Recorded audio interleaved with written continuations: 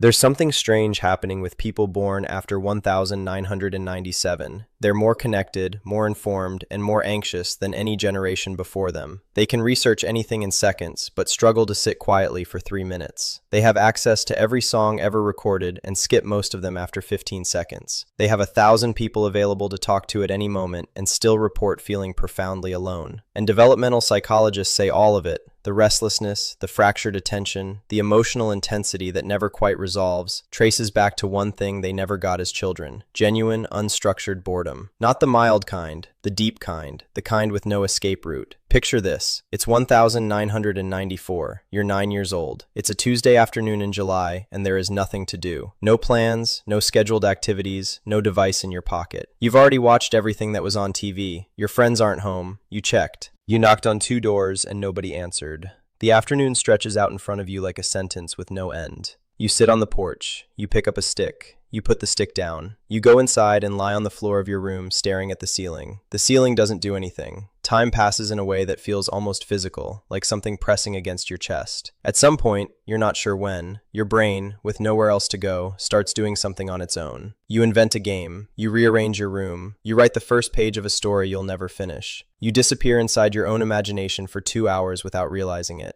That experience, that specific, uncomfortable, productive emptiness, is something Gen Z never had. And what was lost when it disappeared is something researchers are only beginning to measure. Here's what nobody tells you about boredom. It isn't a problem to be solved. Neurologically, it's a signal. One of the most important signals a developing brain can receive. When your brain has nothing external to process, it doesn't go quiet. It activates. Neuroscientist Marcus Raichle and his team at Washington University identified the system responsible for this in 2001, calling it the default mode network. It's a network that switches on precisely when external stimulation drops away. And what it does in that activated state is remarkable. Imagination, self-reflection, empathy, the ability to simulate other people's perspectives, the spontaneous, non-linear thinking that produces creative insight, the moments you suddenly understand something you've been confused about for weeks, the ideas that arrive in the shower, the connections your brain makes between apparently unrelated things while you're staring out a window. All of that happens in the default mode network. All of it requires boredom to activate. Gen Z grew up in an environment specifically engineered to prevent that state from ever occurring. Think about what childhood looked like for someone born in 2005. The iPad launched when they were 5 years old. By the time they were old enough to feel the slow discomfort of a long, empty afternoon, there was already a device within arm's reach to make the feeling stop in under 10 seconds. Waiting at a restaurant? Here's a screen. Long drive? Here's a screen. Quiet Sunday morning with nothing planned? Here's a screen. The discomfort of boredom never had time to build into anything. It was extinguished before it could become fuel. Every time the feeling arrived, the exit was immediate, and brains learn from repetition. A brain that is rescued from boredom hundreds of times before age 10 learns exactly one lesson. Boredom is an emergency, and the emergency ends when stimulation arrives. That lesson follows you. Developmental psychologist Teresa Belton spent years studying the relationship between unstructured time and creative development in children.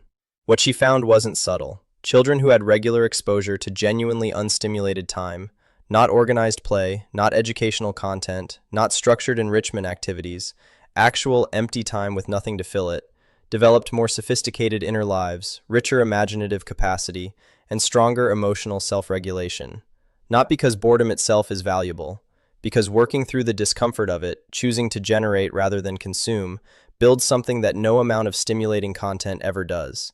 It trains the brain to be a producer. Constant stimulation trains it to be an audience. But here's where it gets more complicated.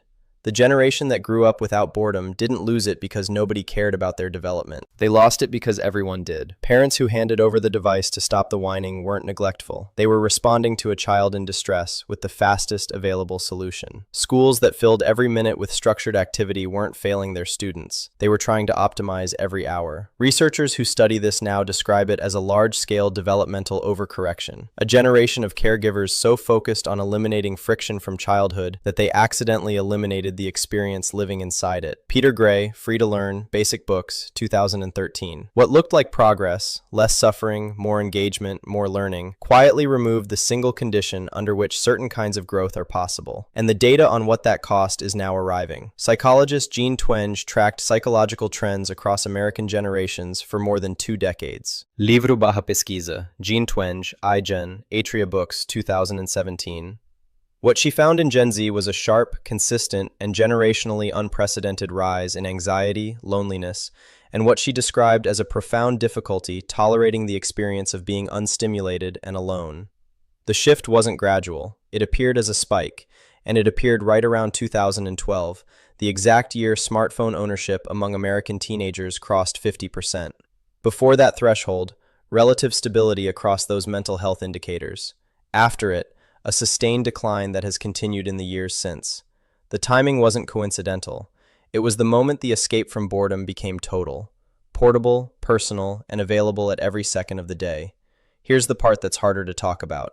The problem runs deeper than distraction. When boredom is always eliminated before it develops, the brain never builds tolerance for the feeling itself. And a brain that cannot tolerate that feeling doesn't only reach for a phone. It reaches for stimulation in the form of anxiety. It manufactures urgency. It generates worst-case scenarios as a way of staying active when there is nothing real demanding its attention. Researchers at the University of Virginia found something striking when they asked participants to sit quietly with their thoughts for just 15 minutes with no phone, no book, and no external input. A significant portion chose to administer mild electric shocks to themselves rather than remain unstimulated. Not because the shocks felt good, because they felt like something. The mind, untrained in the experience of emptiness, will generate almost anything to avoid it. For Gen Z, that trained avoidance started in childhood and compounded through adolescence. By the time they were teenagers, the phone was no longer just a tool. It was a nervous system regulator. The device that had always ended the discomfort became the only mechanism they knew for ending any discomfort at all. Stress, sadness, loneliness, boredom.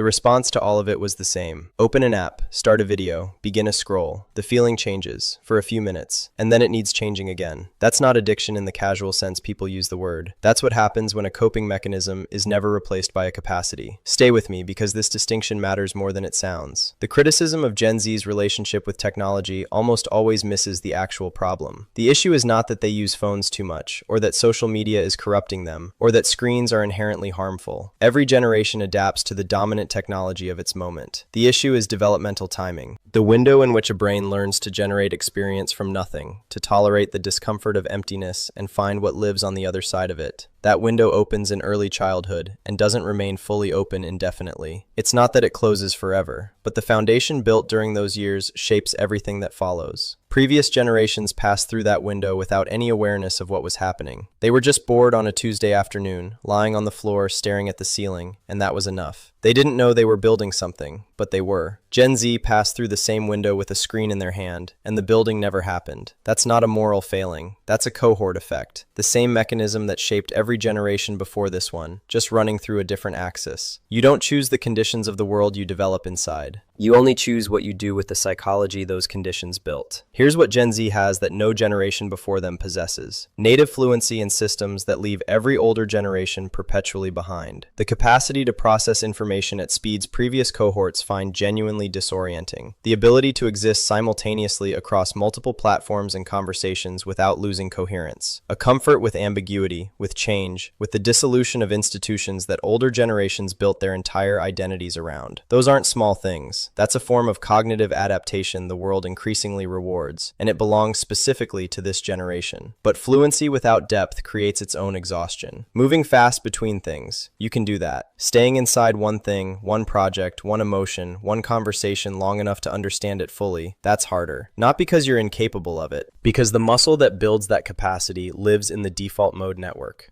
It develops through boredom. It grows in the silence between stimulation, and it spent your entire childhood being shut down before it could form. What researchers who study resilience and cognitive flexibility consistently find is that the people who function best when environments change, who hold ambiguity without fracturing, who produce original work rather than recombining existing inputs, they are almost always people who had significant experience of being unstimulated as children. Not because boredom is magic, because being forced to generate experience from nothing, repeatedly, over years, builds a relationship with the interior life that external stimulation cannot replicate. You can still build it now. That's the part worth sitting with. The capacity for deep focus, for creative generation, for tolerating the slow wait of having nothing to do until something real emerges from inside it. None of that is biologically foreclosed. It's underdeveloped, not absent.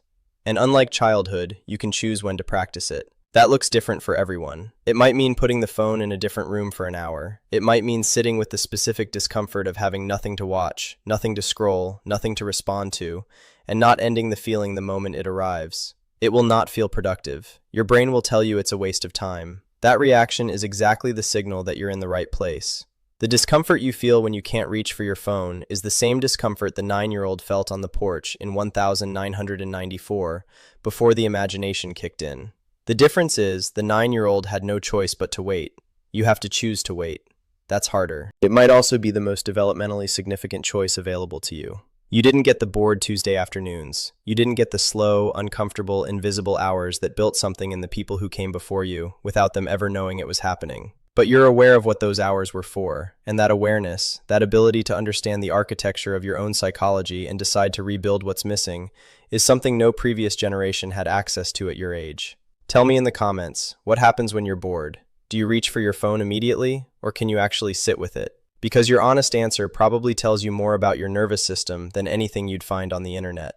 If this felt like something you needed to hear, subscribe. There are more videos here about the generations the mainstream conversation keeps getting wrong. And if you want to understand the generation that raised Gen Z, why they made the choices they made, and what the world that shaped them actually looked like from the inside, that video is next.